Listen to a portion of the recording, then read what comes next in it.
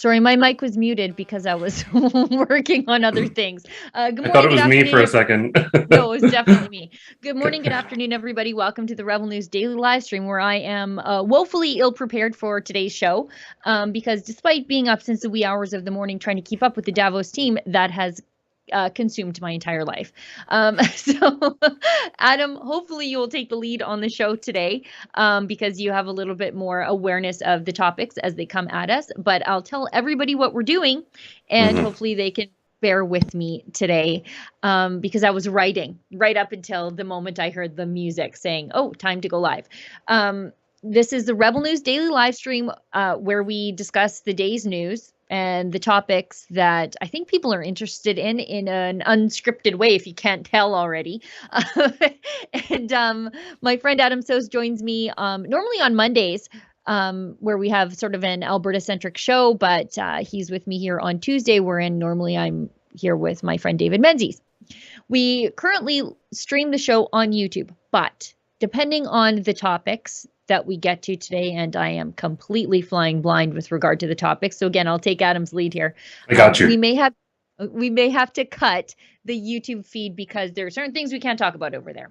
And it's not like they'll demonetize us. They did that a long time ago, but they might just nuke our YouTube channel altogether. And there's like 1.6 million sets of YouTube eyeballs, and we like every one of you, even those of you who hate watch us. But to get around that blatant censorship of big tech, we also stream on Rumble, Odyssey, Super U, and Getter. Now, we like Getter. We like you guys. But people can't really interact with us over there. So if you want to interact with us, because the show is definitely interactive, consider watching us on Rumble, Odyssey, or Super U. Rumble, you can leave a Rumble rant. That's the paid chat. We'll read it on air. Odyssey has Hyper Chats. That's their paid chat. Again, send us one. We'll read it on air. And Super U, their paid chat is called a shout. It's a great way to democratize the show. You can have your say, unlike with the mainstream media, but also it helps you support the work that we do completely willingly. Again, unlike the mainstream media, you get to support them and also never watch them at all. And I think that's it, Adam. Yeah, I think you got it all. Yeah, definitely engage on those chat platforms. One of the big topics for today is going to be the World Economic Forum. What's going on in Davos? Let us know your thoughts on that. We'd love to have conversations on that. I think we should be able to stay on YouTube for most of this. There might be a little bit of talk about that topic that we don't get into too much, but It's stuff that's being stated by the World Economic Forum that has been on YouTube at length. So I think we should be okay on most of it. But I do want to start, before we get into this, some incredible journalism, stories that wouldn't be being told, period, if we didn't have our incredible team on the ground. But before we get into that, I want to play for you, just to set the tone here, this clip, and I'll give a bit of a teaser and then talk about it. But this was the actual clip, and I think Efron tweeted it out over the weekend, that kicked off sort of Klaus Schwab coming up and giving his speech. So this was the kickoff. All of this stuff you can find at wefreports.com. But I think this was supposed to be inspiring and was supposed to be empowering, and it's just really creepy. So if we have that ready, we can just jump to that. But it is that tweet of the kickoff before Klaus Schwab's opening comments. And I don't know if you've seen this already, the clip. Is this the one where he talks about sucking up energy from young people? And I'm like, don't tell me that. This is the teaser before he comes out that's supposed to inspire. This is the sinister, scary one. Yeah, we've got it ready. Let's roll. It's nightmarish. Efron described it as nightmarish, and that's dead on. So let's roll that. I'm scared already.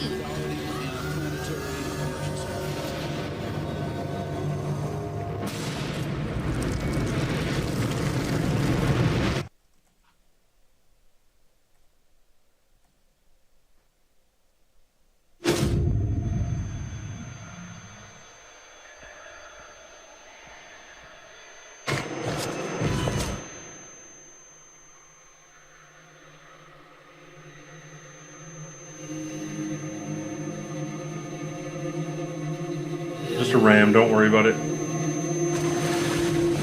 Nothing.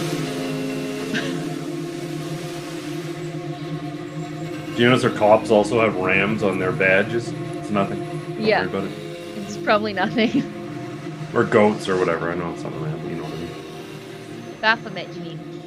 Yeah. It's nothing, don't worry about it.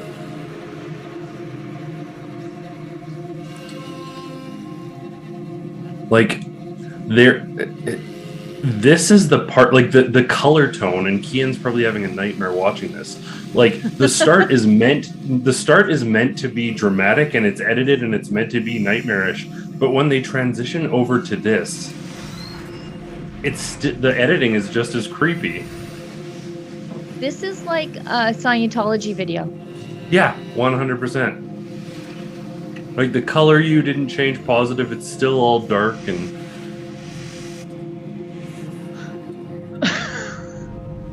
The robot hand grabbing the human being was frightening. Yeah. Mm-hmm.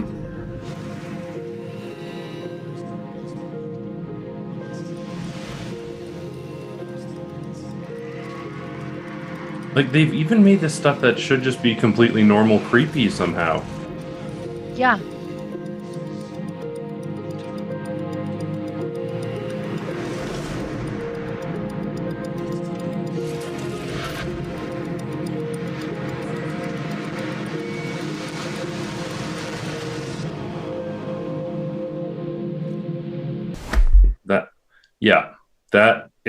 That sets the tone for the whole thing.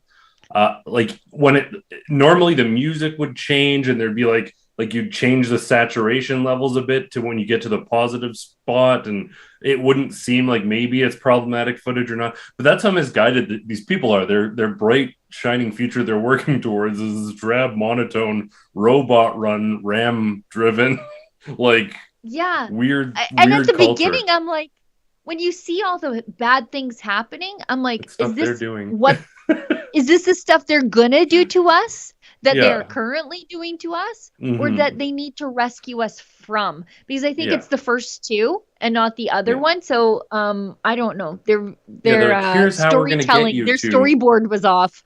They need some editorial from Sheila, I think. The tone isn't right here. Let's do some rework. So yeah, I hate tone policing, but that is literally my job at the company. Efron, I didn't honestly, honest to God, guys, I'm sorry. It's just, I've been having meetings in the middle of the night with the Davos team. So I'm not firing on all cylinders today, but do we have, that clip of Klaus Schwab, the founder of the World Economic Forum, who is like, if somebody said, Sheila, draw me a picture of a sinister, evil oligarch, I would come up with him. And then if they said, tell me what his voice would sound like, that's how I would like pick a voice and say like, okay, this is the evil man's voice.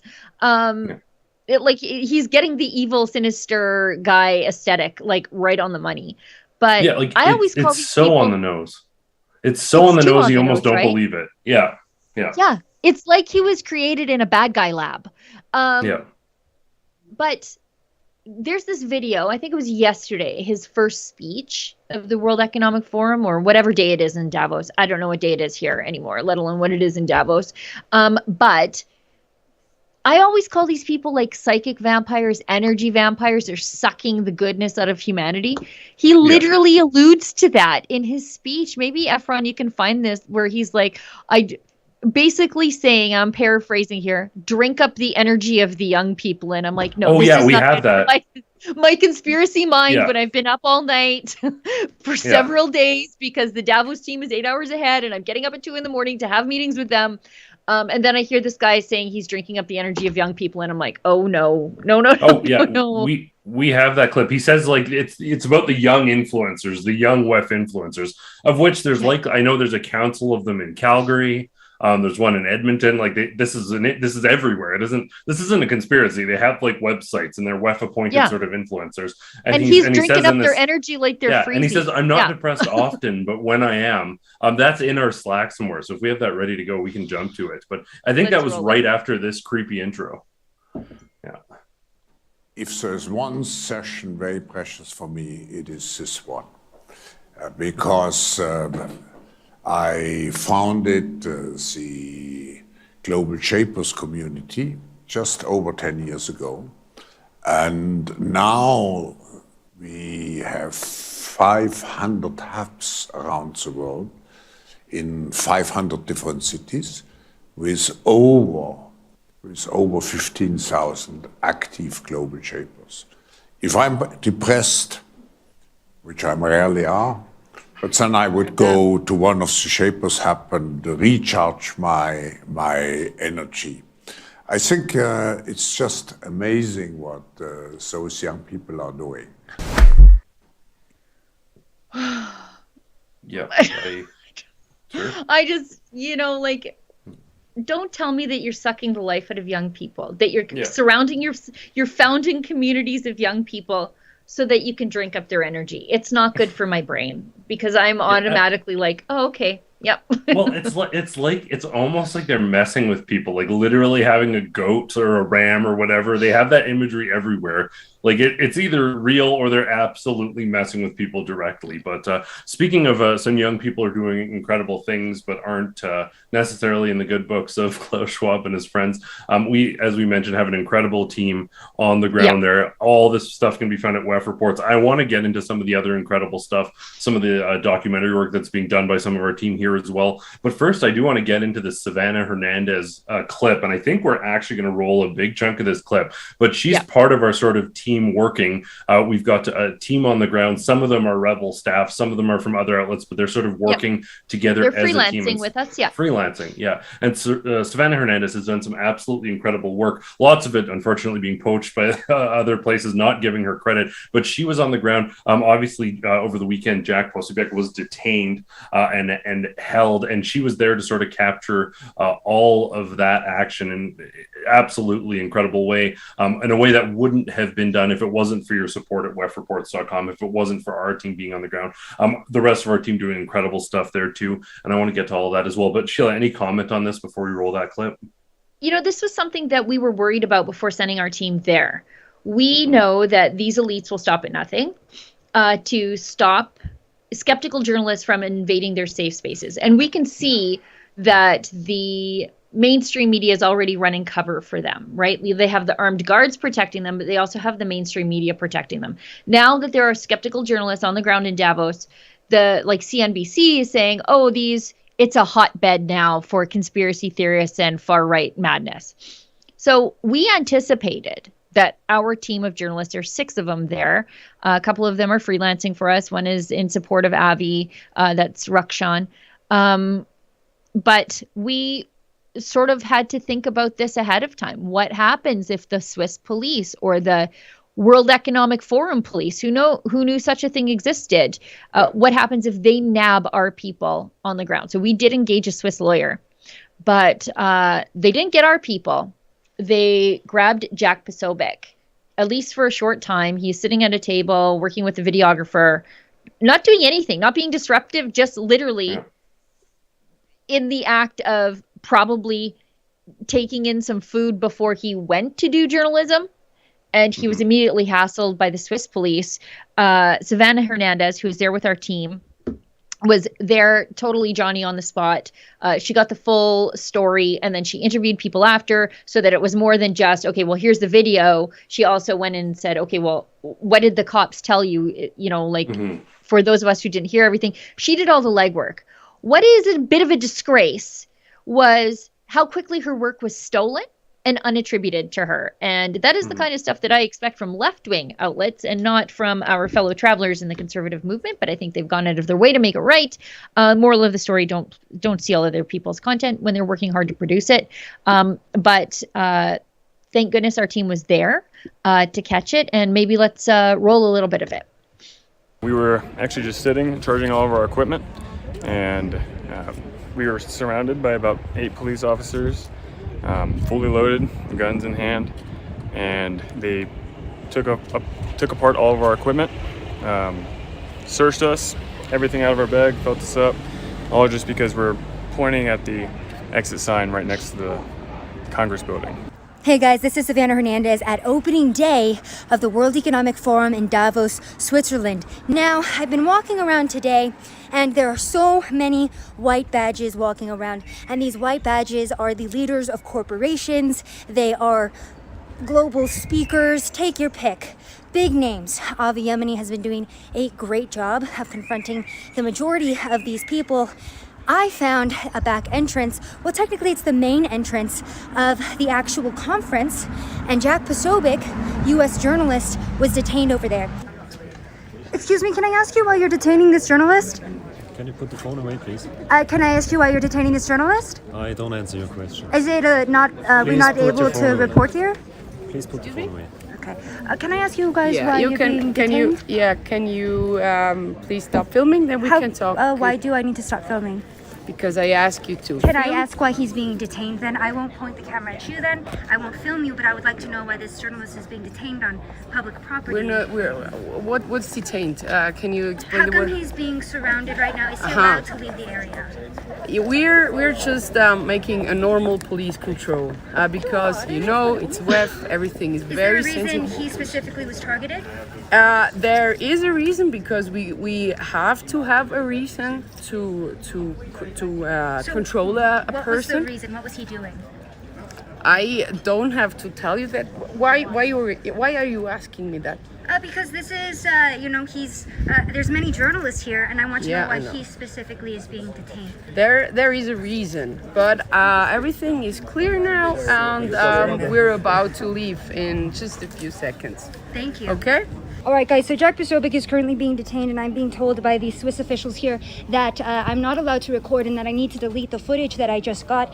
However, I asked for the specific law pertaining to that, and nobody can tell me. She said she doesn't have a phone, which is why she can't tell me the law, but I have a phone, but nobody can tell me the specifics. So interesting what's happening here. All right, Jack, so you said that you've been sitting here for about an hour. You're surrounded by what looks like Swiss police officers. What's going on? Some of the badges actually said World Economic Forum Police. They said they're here for Davos for the WEF. So they came by once a couple hours ago, asked for our passports. We gave them, happy to, hand it over. Didn't see anybody else being, asked that question, but, have nothing to hide. So they said, sure, here's our passports. Then didn't say anything for about an hour. Then they came by again. As we were just sort of sitting here, then they came by, detained us with semi-automatic weapons. Did they give you a reason why they detained you? No reason whatsoever. Actually, there was another guy here with a beard who pointed his gun at me repeatedly while I was standing here. I was trying to film him. He made me turn it off. He made a point of pointing his gun at me as much as he possibly could while standing here. Didn't seem to have any problem with that whatsoever. Just pointing his gun at a journalist who was sitting on the side of the road. Have you seen any other journalists stopped and searched? As far as I can tell, we're the only ones who have been targeted, even though we've done nothing wrong. We've been completely compliant the entire time we were here. After that point, my entire team was taken behind these tables and frisked. They were stripped of all their belongings. They were frisked head to toe. I was frisked head to toe, detained. And just to reiterate as well, this is a public area. Anybody can film. It's a restaurant. It's just like a supermarket here, restaurant/supermarket. So I was frisked, checked everything. Guy stuck his hand in the front of my pants, stuck his hand in the back of my pants. So as soon as I get over there, I start filming. And the police and the woman with them say, hey, can you please stop filming? There's a law in Switzerland that says you can't film us. And I said, no, I'm not going to stop filming. Why are you detaining him? I don't stop asking the questions because I want to know why a journalist, when there's press all over this entire event, why it is Jack Posobiec that was stopped and detained. So, again, pretty much immediately with me being there, the police left. They were in two separate vans. They walked away, but Posobiec saying that they detained him for upwards of an hour until another reporter came and tried to expose what the WEF is doing to the independent journalists on the ground. And guys, please remember to go to wefreports.com for more reporting like this. There are very few independent journalists on the ground here. The majority are WEF-approved journalists who are only reporting on and talking to the people that they are allowed to. So to continue independent reporting on events such as these, go to wefreports.com. I've been so blessed that Rebel News brought me out to this event. Please support us. I'm here with 5 other journalists, and we're going out and we're covering as much as possible. So go check it out. Another thing that I want to point out about the Swiss police as well is yesterday they weren't out in such force. Again, it's opening day, so of course we would imagine more forces out, but they have big guns that they're holding, and they've been standing at street corners. Some of them are friendly with journalists, some of them not so much. A little bit of an idea of what it's like on the scene here at the World Economic Forum for an independent journalist. I'm so happy we've got people down there because they'd just be getting away with this bullying. That the normal, and this is the new normal, like this normal police control. You stopped and frisked, like this is a well-known journalist, like in a very well-known journalist. They know they can't pretend they don't know who it is, and they know who he is. I think maybe Efron or Olivia. They have sort of put Jack on a blacklist at the World Economic Forum months ago, so they knew exactly who they were targeting. Yeah. Well, and I understand to some extent, like there's cases where if there's like some unknown journalist or an unknown party, they've got bags and bags of gear. There's a bunch of world leaders around. Like you can kind of see some circumstances where they might be like, "Hey, who are you? What are you doing with all this equipment?" Yeah. But this is a known entity. He's incredibly well known to these people. They know who they are. There's no way that they can say this is just normal police control. Also, if in your mind, and this is certainly what the World Economic Forum would like, if your version of normal police control is stopping and frisking journalists who are daring to ask a few questions, that paints the picture that a million words couldn't. That's so shocking and troubling. And this is definitely an indicator of the direction they would love to have their world police, those with their little ram badges, policing thought all across the world.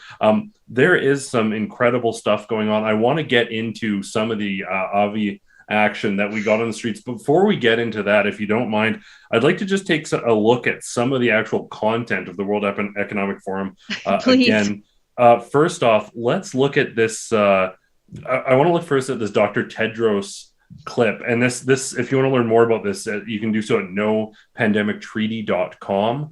This is a new campaign that we have. The WHO, these WEF agents, they very much want to implement this new structure where everyone wants to, or rather has to, be subservient to their response mechanisms, which would mean some oligarch politician out in Europe or wherever they may be would implement the policies. So if you thought that, I mean, right now probably Canada has it about as bad as anywhere as far as some of these mandates, but they would be completely unified, and they want all countries signing on to this homogenized sort of treaty response plan for pandemics moving forward. Of course, you very likely know that Canada already had a response mechanism in place. Justin Trudeau actually got rid of it. I think it was 2 months or no longer than that. It was within 2 years of the onset of COVID-19. Justin Trudeau disabled our entire response mechanism. So we had these things, we got rid of it, things went bad, and now they want us to hand everything over to them. So I think we should have that clip of Dr. Tedros talking about this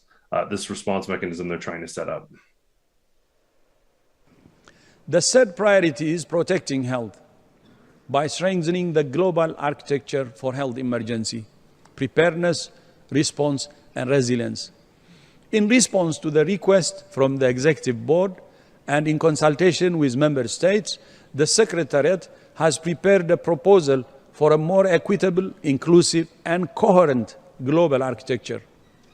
This proposal synthesizes and builds on more than 300 recommendations from the various review of the global response to the pandemic. The international accord, which member states are now negotiating, will provide a vital overarching legal framework under which we make 10 recommendations in 3 key areas. First, we need governance that's coherent, inclusive, and accountable. Second, we need stronger systems and tools to prevent, detect, and respond rapidly to health emergencies. Mm-hmm. And third, we need adequate and efficient financing domestically and internationally. Underpinning these proposals, we need a stronger and sustainably financed WHO at the center of the global health security architecture. So I hope we stand together on this. Health is a right, a fundamental human right. And thank you so much, and look forward to working with you. Thank you for your confidence and support. Merci beaucoup. I heard that he needs money, more laws, and surveillance.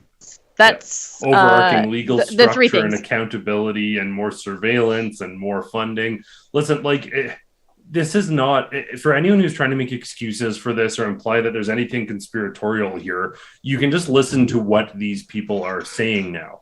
He's not saying we need to get some top medical professionals to create a framework that can be passed along as a recommendation on how to best respond. That would be kind of a sane thing for a sort of health organization to do.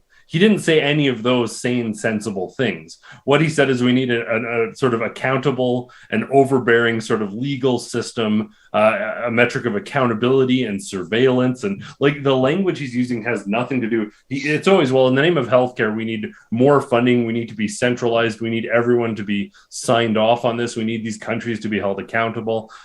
It's wild to see.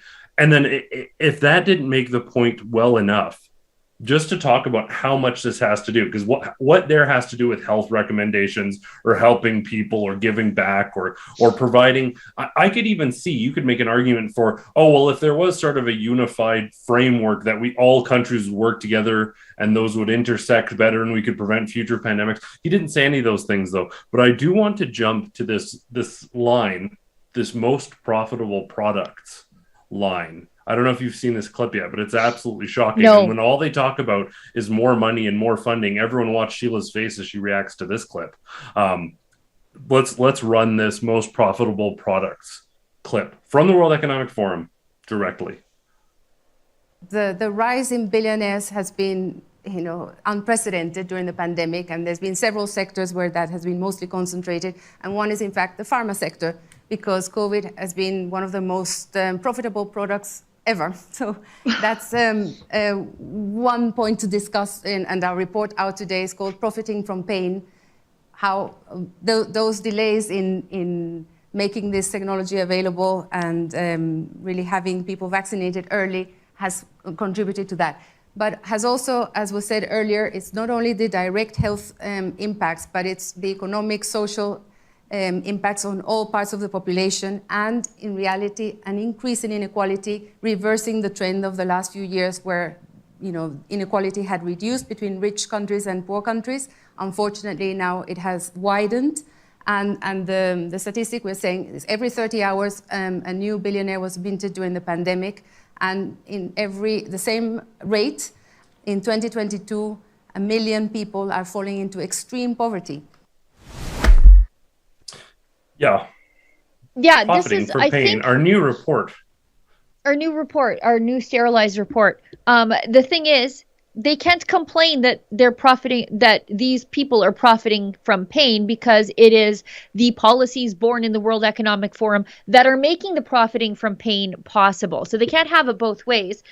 But I see this as the elites are looking at this like this is a pandemic is a more efficient wealth and power transfer to them than the old adage of climate change. This is the new thing. This is why you're monkeypox. I see. Here we are. You take the Republican war hawks of the past, neocon warmongers who make a ton of money off that.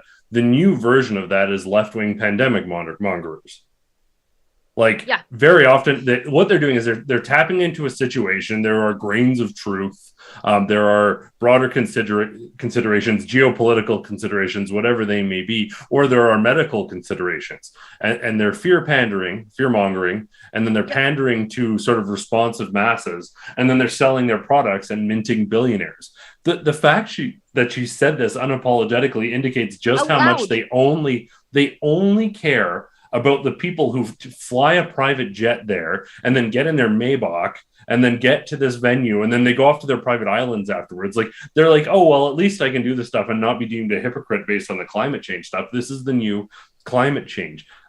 Wow. Like our new report, Profiting from Pain. And then even the double speak there. She's like, yeah, people were making so much money in the pharma sector. But if only more people would have bought it, we could have stopped the pain. And she's like, that's the reason that it's wild. They're like, just give us money. We're going to put a bit of a sugar-coated layer of sensibility on this, but I know. And then it wasn't enough. It wasn't enough for them to be minting billionaires all over the place. because of lockdowns and scaring the daylights out of people, and then cloaking the solution in patriotism, much like the war hawks, right? Oh, you're helping your neighbor, you're helping your country by getting this vaccine. Very much the same way as, if you support the war effort, you're a good patriot. But they say it so matter of fact, as though everybody already knows this. And we do. It's just interesting for them to say the quiet stuff out loud.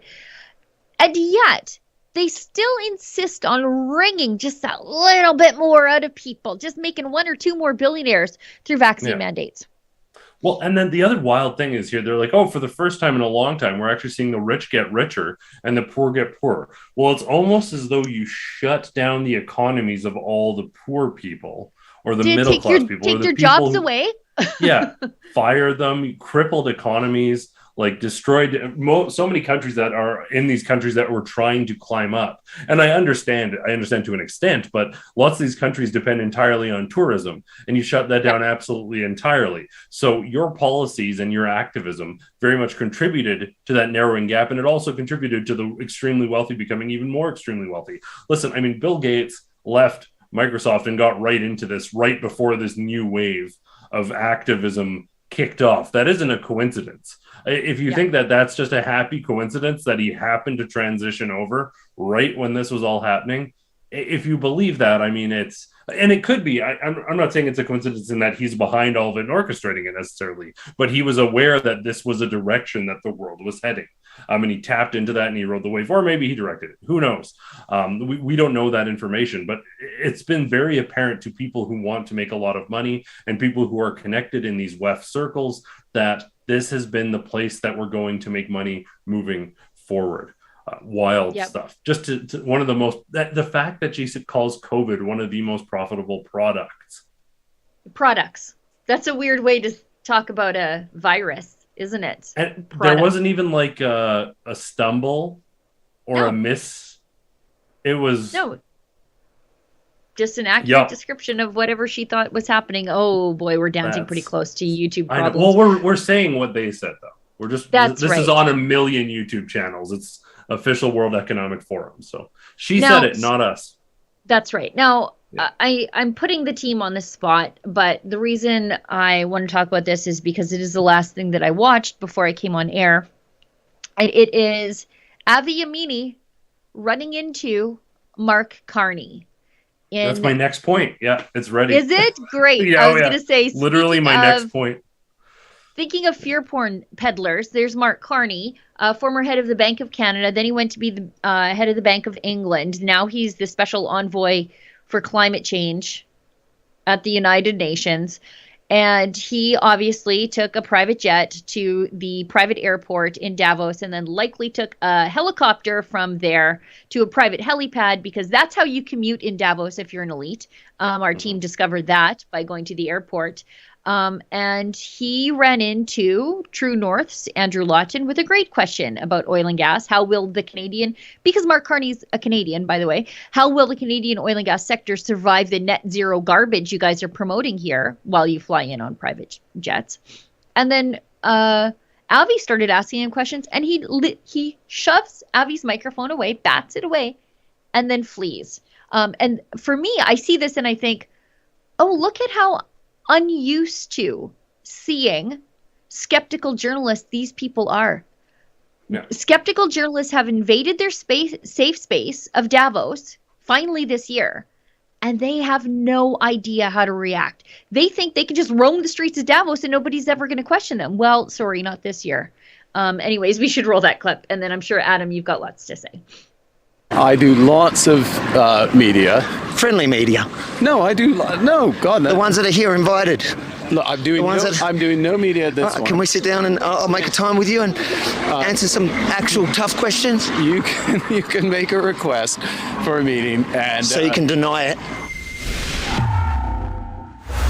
I never do. I understand. My one question is, can the Canadian oil and gas sector survive the net zero approach that's being promoted here? As I said, I never do. If you want an interview with me, like everybody else, you make a request and we can have an interview. And will you accept that? like everybody else if I can fit it in, okay? How do you justify how does the UN climate envoy justify the massive carbon footprint here today to set this up, this fake city for a week event? How did you get here? Did you fly?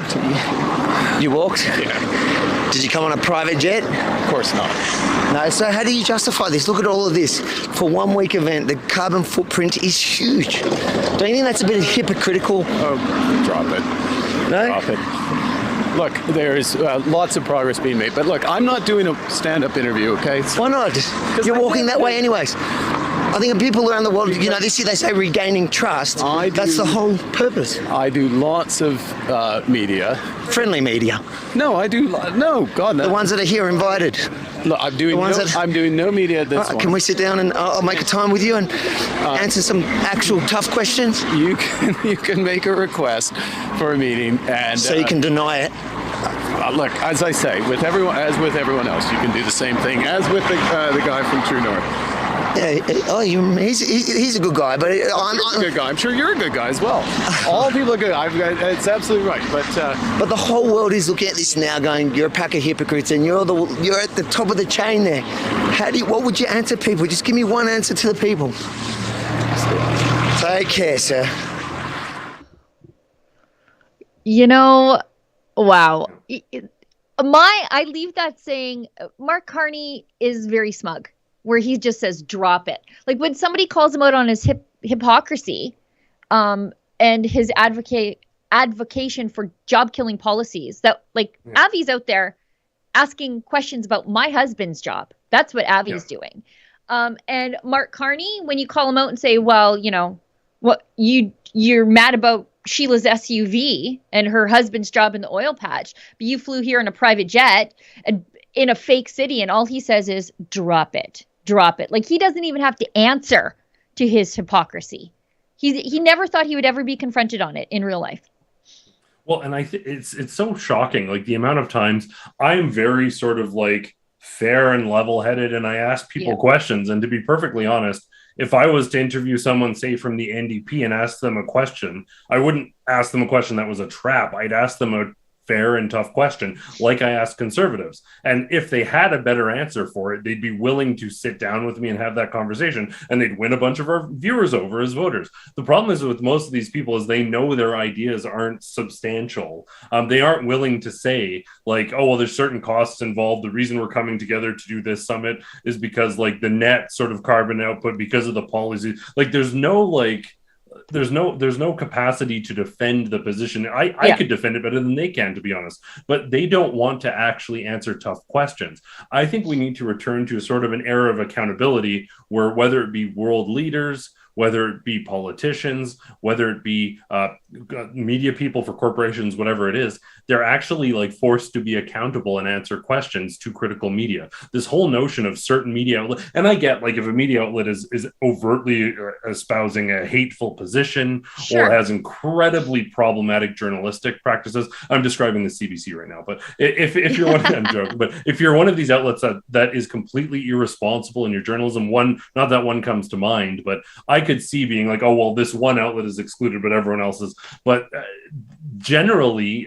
barring a hateful or illegal position, these people should be held accountable by journalists. Journalists shouldn't be held accountable and screened by them. You need a plurality of voices asking questions. You need a plurality of critical opinions posing those challenges. And even whether it be conservative politicians or progressive politicians or right-wing or left-wing, it doesn't matter. They should be willing to answer questions from absolutely everybody. I think the last time we really saw this to a full extent, and people will be shocked by this, but Donald Trump would take questions from everybody for an extended period of time, hostile or friendly. We don't see that with Justin Trudeau. We don't see that with Putin. We don't see it as much with Biden anymore. The sort of era of these elites being held accountable at the very least by some hard-nosed journalists who are willing to have boots on the ground, that era is going away. And it's because of people like Avi, because of people like Savannah, and because of some of our team, Andrew Lawton, Western Standard, some of these other independent journalists who are doing the work. But the sort of mainstream legacy media have failed in their duty so categorically to hold these people to account, to ask questions. And that's why they've gotten as far as they have. If it wasn't for Kian's expose exposing the Great Reset and the World Economic Forum as well, a lot lots of people wouldn't know just what's going on here. And these legacy media who receive millions of dollars, they're paid very often through our tax money. Their job is ultimately to hold these people accountable and bring us important information so we can make decisions. They've failed in that responsibility categorically. I'm so happy. WEFreports.com, we've got this incredible team on the ground. Cheers to Avi and to the rest of the team there for doing this, because Andrew too, everybody. It's incredible. I'm exhausted just trying to keep up to them. Like I'm exhausted. I'm not a person who gets tired or requires a lot of sleep, but I am exhausted just trying to keep up to the amount of work that they are doing to hold the elites to account on behalf of the people. And did you notice there with Carney? If you just answered the question, he spent like 2.5 times more dodging the question than just answering the question, and then complaining that he doesn't have time. Like everybody can see right through you. You don't know a good answer to the question because you don't have one. Because just like COVID with climate change, they don't follow the rules they want the rest of us to live by. They never do. And just from an optics perspective, if you answer 1 or 2 questions, Avi's run into a few very influential people there, and they just say no and shake their head and whatever. They're there sort of on business for political purposes. I doubt any of these costs are coming out of their own pocket. They're there as representatives for various organizations, companies, whatever it may be. You can easily answer 1 or 2 questions, and then at that point say, okay, I'm not taking anything else right now. You can schedule an appointment. It's the unwillingness to answer any questions whatsoever, to engage in real conversations. And some of it is like, how did you get here? I walked. Like you walked. Did you take a private jet? Obviously not. Yeah. Oh yeah. You walked the whole way. Yeah. Yeah. Of course. Yeah. I bet. Yeah. Well, because they have to give these ridiculously stupid replies because they know the truth is just nothing but hypocrisy. Well, was it, I can't remember. Was it Stephen Guilbeault who was like, he drove somewhere and then unloaded his bike? I think it was, or maybe, and then biked the last like 5 minutes to show up on a bike. Chrystia Freeland, I don't know why. One day I was inspired. I thought, Sheila, you don't have enough work to do. Let's do a little more. And so I took her flight records because I was looking at her limo expenses because she was prattling on about how she bikes everywhere. So I was looking at her limo expenses. I'm like, why are there these outrageous kilometers on limos? And so I thought, why is she sending a limo from Ottawa to Montreal? Is she in the limo the whole time? No, she was taking a flight to Montreal and sending her personal limo from Ottawa to pick her up. These are the people who tell us they ride their bikes to work. Yeah, 100%. It's wild. Okay, there's so much stuff. Make sure you go to wefreports.com. Also, go to that nopandemictreaty.com campaign. Sign off on that, because that is very much, we're already hearing about some of these upcoming things, and they are going to try and rush that stuff through to have these sort of globally regimented world government policies in place that everyone is adhering to. Justin Trudeau will probably be the first person to sign on to that. He was already, and we're running tight on time here, but he's already prattling on about Canada paying Moderna and that leading to other countries getting vaccines. Like, he is going to be the first person on top of this. So sign off on that immediately. That's at nopandemictreaty.com. Efron's been doing some incredible work on that campaign as well. I do want to get into a little bit here, because we've only got 15 minutes left here. This Trudeau reaction in Kamloops. I am so happy to see, literally, other than the same like few people that they'll roll out to speak sort of on behalf of Justin Trudeau, even some of those Indigenous leaders, though, that they roll out thinking they're going to be favorable, they end up saying, well, we invited him and he decided to go surfing instead. This man is so hated in Indigenous communities because they know he's so fake. I think the only people that buy his pro-Indigenous position, which isn't a pro-Indigenous position, it's a facade, are people who are literally paid to be part of his pro-Indigenous facade, whether that be Indigenous community otherwise. Yeah, but haven't you seen his tattoo, his First Nations tattoo? That means he really gets them. Yeah, that's his blackface for the Indigenous community. I think that's cultural appropriation. It's wild. But yeah, this and this isn't the first time. I know at another event, Indigenous protesters sort of blocked him, and then I think it was David Aiken or someone was saying that They were like asking for autographs and cheering him on. They were blocking his bus and protesting him.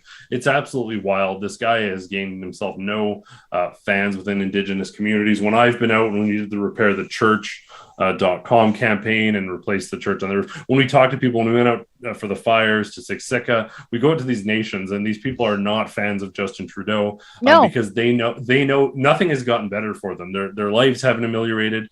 There hasn't been more resources coming in a meaningful way. They haven't ended these long-term boil water advisories in significant fashion. But he keeps campaigning as though he's a champion for these people. I know. He is a glaring hypocrite, and they know it. Let's jump to this latest reaction. He finally managed to get out to Kamloops for more than a photo op. This was the warm welcome he received from the local Indigenous community. Take your disrespect!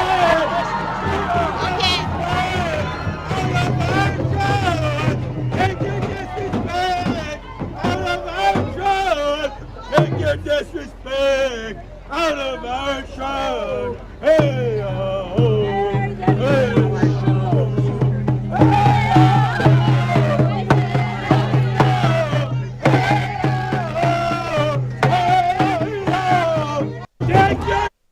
Look at that media. Like, there's almost no people. There's like one young woman there who kind of reacts like, oh, whoa. But it's literally just media and security fawning over this guy. That's it. The other people are like, what's this guy doing in our town? And how much of this is going to show up as Justin Trudeau is overwhelmingly heckled, not just heckled, met with a mob trying to run him out of town. Yeah. How much of that is going to be reported accurately in the mainstream media? We know from the last federal election campaign that when Indigenous protesters blocked Justin Trudeau's bus for like 45 minutes, and the journalists were on the bus that was being inconvenienced with the delay, they didn't report any of it. Mocha was there with the protesters, talking to them and getting coverage of it and saying, global news, David Akin, you're in the bus. Maybe you want to say something about this, but they never did. Well, the only thing they literally did say, and I think it was David Akin tweeted it, was like they wanted to meet him. Like they twisted it and lied into this. Yeah, it was the fan club. It was fan club of Indigenous people are here to. No, they were protesting. I don't even know what to say about this anymore. There's solutions out there. They can provide clean drinking water. This is an aside, but the Pope is coming in July, I believe it is. He's doing this visit, and a big emphasis is on Indigenous communities. I don't care if it's the government. I don't care if it's the Catholic Church. Frankly, at some point, I'm just going to do it. We need to find a solution that isn't just talking about Indigenous issues. Like, stop everything. Stop talking about everything else. Stop the virtue signaling. Stop the campaigns. Just get them water. Everything else, absolutely. The Pope can come and travel the country and talk to all these people and have synods and all this stuff. Stop. Just take some resources, get these communities drinking water. Justin Trudeau, stop visiting, don't get on a plane, sit down in Ottawa until there's a concrete 5-year plan to end all of this. We're in Canada. This is reportedly a civilized country. We reportedly have the capacity to get water to everyone except these communities. Let's finish the job and get this done, because no politician, as long as this continues, I don't care if it's the next leader of the Conservatives, this has to be a central thing, because Canada having people without access to clean drinking water, not having access to water they can even have a bath in, is unbelievable. Well, and could we maybe just stop Justin Trudeau and maybe engage with the successful Indigenous communities that have pulled themselves out of poverty and say, what did you do? How do we help other communities replicate what you have been able to do here? And reach across politics. The Enoch Cree First Nation, the chief there, Billy Morin, he's conservative. He endorsed Pierre Poilievre. But he's young, highly popular, business-oriented. He's poaching businesses from other Indigenous communities. He's stealing business from the city of Edmonton because he realized they have higher taxes than us. Let's lower the property tax rate and get some head offices just outside of the Edmonton city limits.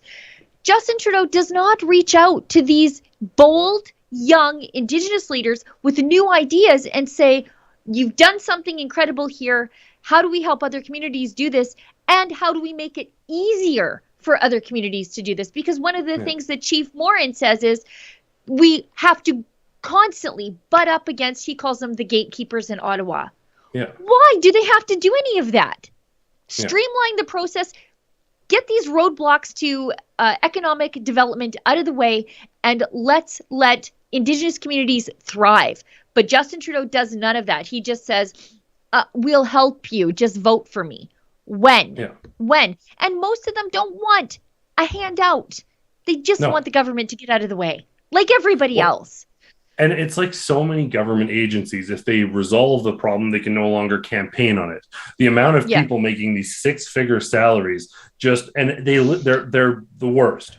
They don't care that like kids' skin is burning in the bath because of some carcinogenic reaction because they have a 20-year-old system that doesn't work anymore. They don't care about that. They just want to preserve their annual salary and keep these problems going when solutions exist. These companies that get 10% off a contract want to do a $40 million 20-year job instead of a 3-year $2.5 million fix that would get water to these communities. I talked to Jocelyn Bergwick of Sundance Construction, I believe it is, and she talked at length about these gatekeepers and about how when Indigenous voices are brought to the table, she being Métis, she was brought to the table, and they very much wanted her to be the quiet Indian at the table, and this is their language with the Indian Act. I'm not speaking out of turn here, but they wanted her to just be quiet and have a token on the table. The second you have Indigenous voices that say, no, I'm actually a smart, intelligent person. I know what my community needs. What you're saying is wrong. This is how we have to do it. They get shown the door. They get booted out. Justin Trudeau wants to be the white savior for all his talk of sort of submitting. He wants to be that. He wants these communities dependent on him. He doesn't want to give them the agency to fix their own problems because then he doesn't get to campaign on that. He doesn't get to show off his tattoo and do the tours. But these Indigenous communities are becoming more and more aware of it. And this is the thing, whether it be the extremities of the World Economic Forum, whether it be the absurdity of Justin Trudeau, whatever it is, the most profitable product ever, these people don't have a measure of sensibility. It's like I know people say it's a fallacy, but it's not. They're on this perpetual slippery slope. And I think we talked about this last week or the week before, but conservatives will go up to a certain point, and we're okay with other people doing their own thing as long as they don't tread on ours. But we don't think everyone else has to, not everyone else has to become a practicing Roman Catholic who believes exactly what you and I believe. We think that people should be entitled to make their own choices. These people don't. They want everyone homogenized and merged into what they think is right. And that's why eventually come a certain point, whether it's Indigenous communities, whether it's people waking up to what's going on at the World Economic Forum, they're getting so extreme, they're becoming more and more emboldened. And I think ultimately it is going to become their undoing. And I think hopefully with a new government moving forward federally with some more agency for provincial levels, hopefully these Indigenous communities will be granted more autonomy. Hopefully countries will be granted more autonomy. Hopefully everything that these people are doing, Trudeau, World Economic Forum, overreaching, overstepping, backfires, and it helps people wake up to it. Kudos again to Kian on the ground. We've got our team there, but Kian here, the exceptional exposethereset.com. I think you can find it there. Documentary doing very well. If you want to get sort of a 101 on what's happening, I think it's 30 minutes, something like that. Yeah. Breaks it down. It's like an episode. It's chilling, and he's going through all the resets, like the industrial reset, because it's not just, they say it's a great reset, but because the elites like Klaus Schwab have a roadmap for how they want to do this, it's the climate reset. There's each one, and Kian and Lewis Brackpool, our UK reporter, they're going through these, each one at a time. The first of their docuseries is out at exposethereset.com. And the really crazy part in all of this is that Kian and Lewis don't read a lot of their own opinions into any of this. They just show you what the leaders at the World Economic Forum are saying about the things they want to do to you, not with you. And it's out there. Now, you can't trust the mainstream media to talk about it. NBC is sponsoring events at the World Economic Forum right now. I think Abby ran into someone from, I think it was the New York Times, who's not there reporting, but participating in the World Economic Forum. So you can't trust the mainstream media. They're not going to show you the things that all these people are saying. It's out there. It's all over the place. The clips are out there. So they didn't bother to read a bunch of their own opinions into it, although I think we all know how Kian and Lewis feel about this sort of stuff. They just show you what they're saying about you. Yeah. Well, and this is the thing for people out there who might be on the fence about this. We can argue about the extent of the influence or how successful the World Economic Forum is, but any sort of denial of how they're trying to interfere with foreign governments, how they're bringing people in, like Klaus Schwab directly confesses to this stuff, talks about having activism in cities, talks about infiltrating cabinets. Cabinets. This is a very small, and it's so funny for all the talk of interference in foreign elections or whatever you may talk about. This organization is overtly doing that. They're not hiding it. They're active agents doing this stuff. And it's a very small and very wealthy percentage of the population influencing governments and countries on an extremely broad and disproportionate scale to such an extent that it devalues our votes because they're taking their opinions and their actions so seriously, and it's influencing so heavily. If you rig the card where all the options are people that you've brought in, it seriously undermines democracy. And with Klaus Schwab's own admissions, in some countries, they're not far from that. I think he talks about having like 50% of cabinets infiltrated or something. It's absolutely shocking stuff. And they said what they were going to do. They're now doing it. It's all there to be seen. So it's absolutely wild. And I mean, for someone who thinks that this is a conspiracy, it isn't anymore. It hasn't been for some time. Check out the people who are calling you a conspiracy theorist when you allege that maybe the World Economic Forum shouldn't have so much influence. They're usually people who are now or in the past involved with the World Economic Forum, spoke at some of their events, attended their events in a non-skeptical way. Just be careful of who's making these allegations against you. I mean, NBC is a great example of this. CNBC, tons of articles saying, oh, it's nothing but a bunch of conspiracy theorists in Davos criticizing the World Economic Forum. And then you look and it's like, oh, yeah, but you guys are sponsoring events here. Why didn't you divulge that conflict of interest? Got to dig down. But I do agree with you, and I know we're rapidly running out of time.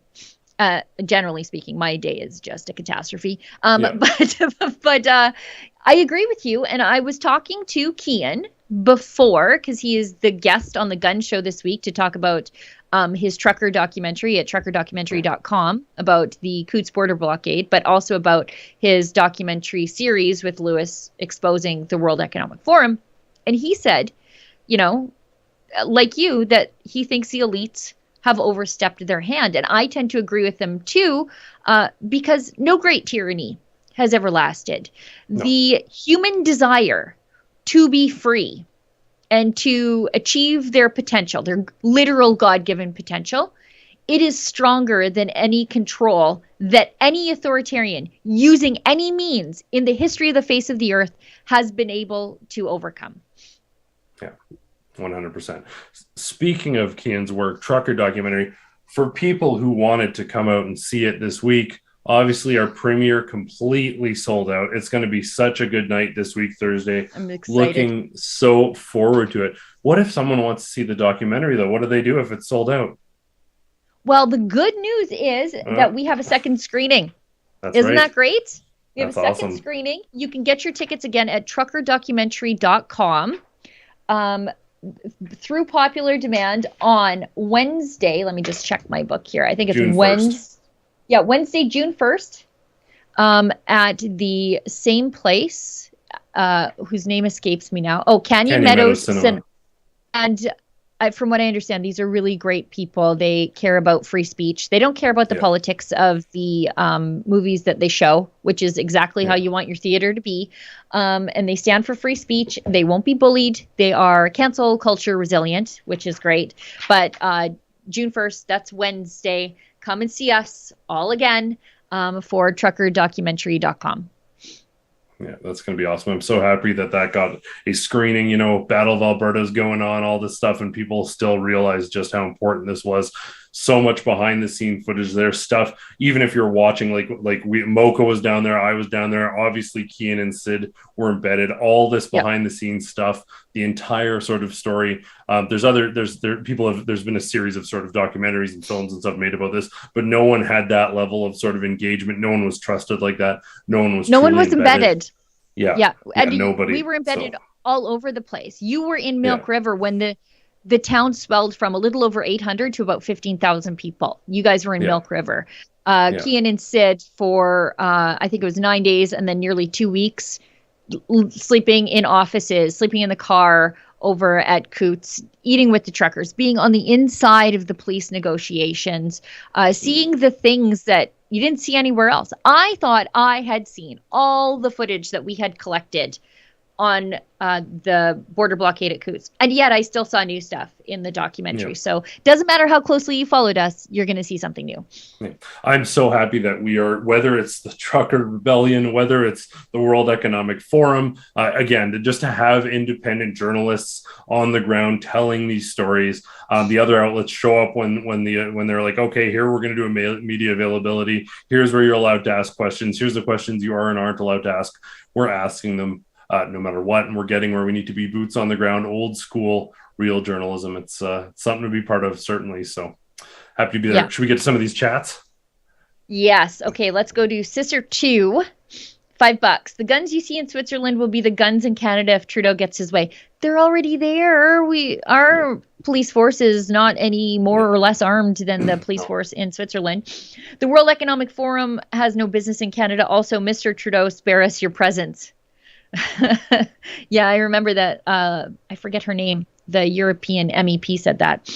Yep. Sister 2 gives us $1. Tedros holds his position thanks to the CCP. Yes, that heavily influenced by the communist government in China, recommending him to the UN. I don't know if they recommended him, but he sure is willing to go along with a lot of everything that they want. He is not a medical doctor. He will be an enforcer. He's already an enforcer. Becca Henderson gives us $1. Research this. The same people who want to abolish salaries make $1 million salaries. Yeah. Andrew Wilkow always says this on his SiriusXM radio show on Patriot, that socialism is not for the socialist, but it's for everybody else. They will never live by this. We saw this with COVID. We see it with climate change, Mark Carney. It's something they want you to suffer through. It's like kits of socialized healthcare. Do you think that they are waiting 3 years for a knee surgery? No. Do you think that? They're definitely not. No. They're flying to Hawaii. For private healthcare. Yeah. Yeah. They're flying to Hawaii, sitting by the pool while they convalesce after their private knee surgery, while you have to wait for 3 years to maybe get a knee surgery for the next pandemic to cancel your surgery on you. Hey, it's a sacrifice they're willing to make for the greater good. We can. It's Mary. They're all Marie Antoinette at this point. Yeah, exactly. The rest of that chat goes on to say that also Michael Knowles had a great idea on Twitter, and he says, in the interest of public health, I'm calling on an immediate, complete, and indefinite lockdown of Davos, Switzerland. You know what? What did the good people of Davos, Switzerland do to deserve being trapped with all those elites going forward? Let's not punish them with that. It was like, excuse me, those people at the beginning of COVID who had just started dating and maybe had just moved in together and they decided to quarantine together, and so much of that didn't work out. Don't do that to the people of Davos. Fraser McBurney gives us $5. When I first traveled to Switzerland in the 70s as a Canadian, I was shocked to see police with automatic rifles all over the place. Having traveled to many countries in Europe, this was not the norm. I did see it in Germany when I was there. And I did see it in Poland. But I wasn't mad about it in Poland. I feel like they're actually defending themselves from bad guys as opposed to pesky journalists. Are those all the tweets you guys, or chats? Are those the chats, you guys? Okay, that's it. Adam, we wrapped up at 4 minutes past the show. Thank you so much, Adam, for taking the organizational lead on the show today. I was doing things like literally right up to 30 seconds before we went live. Thank you to Olivia and to Efron for putting the show together. Thank you to everybody behind the scenes in the office who work really hard to make sure that the show is available for all of our beloved viewers and the hate watchers to watch us. By the way, thank you to everybody who watches us or hate watches us. I don't care either way. And thank you to everybody who chips in a little bit to keep the lights on here at Rebel News. You know, we couldn't do any of this without you. So I think that's it. Thank you, everybody, for bearing with me as I struggle to stumble through the show today. And as David Menzies always says, stay sane. What you'll notice as well is the attendees have badges around their necks with different colours to show their hierarchy or status among the WEF. For example, the orange badge represents accredited media, so of course media that have been invited to report on it. Obviously I don't have a badge, I've got a Rebel News one, so I'm not accredited media because they don't like people like us reporting on this. And next we have the big one, formerly known as Facebook, Meta. Obviously Mark Zuckerberg has made many contributions over the years to the WEF and many foundations that are linked in with the WEF. So let's keep walking.